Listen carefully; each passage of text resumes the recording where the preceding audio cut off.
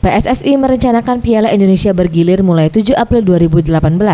Turnamen yang rencananya diikuti oleh 128 klub peserta dari Liga 1, Liga 2, dan Liga 3 menjadi ajang pembuktian klub untuk beradu strategi dan teknik permainan, terutama untuk Sriwijaya FC yang memiliki predikat 3 kali juara Piala Indonesia yang dahulu bernama Copa Indonesia.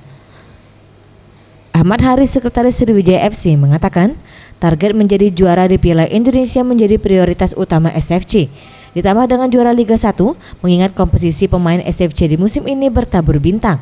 Masuknya Hamka Hamzah menjadi solusi lini belakang SFC yang musim lalu cukup banyak kebobolan. Usai mengikuti Piala Presiden, selanjutnya SFC akan mengikuti turnamen Piala Gubernur Kaltim.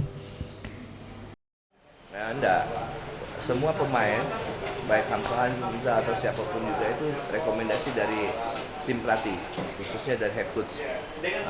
Permintaan tim pelatih dan skemanya menyocokkan semuanya dengan keinginan materi yang akan dimainkan nanti dan target yang akan kita dapat.